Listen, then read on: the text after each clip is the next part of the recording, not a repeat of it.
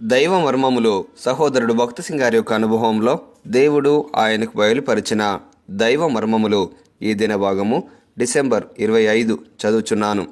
మనము దేవుని పిల్లలమని ఆత్మ తానే మన ఆత్మతో కూడా సాక్ష్యమిచ్చుచున్నాడు. రోమీలకు రాసిన పత్రిక 8వ అధ్యాయము 16వ వచనము. సాక్ష్యమిచ్చు ఆత్మ. బహిరంగముగా సాక్ష్యమిచ్చుటకు ప్రభువు సహాయపడును. పరలోకంలో మనకున్న స్వాస్థ్యమును గూర్చి మనకు తెలియజేసి అందులో ఎట్లు పాలు పొందవలనో ఆత్మ ద్వారా మనకు బోధించును.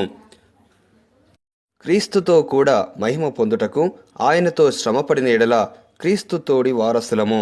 రోమీలకు రాసిన పత్రిక 8వ అధ్యాయము 17వ వచనము. పరలోకములో దేవుడు మనకు ఎంత గొప్ప స్వాస్థ్యమును సిద్ధపరచుచున్నాడో ఆ విషయమును మనకు తెలియజేయుటయే పరిశుద్ధాత్మ కార్యమై ఉన్నది.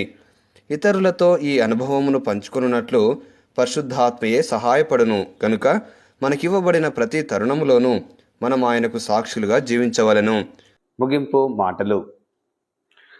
నేటి దినవాక్యం ద్వారా ప్రభు మనలను ఆత్మీయంగా నడిపించి సహాయపడి సమృద్ధిగా ఆశీర్వదించునుగాక. ఆమెన్. దైవజనుడు భక్సింగ్ గారి యొక్క వర్తమానములు, అందులో దైవ మర్మములు, అలసిన వాణిని ఊరడించు మాటలు పుస్తకములు మీ కొరకై ఈ ఛానల్లో అందుబాటులో ఉంచాము.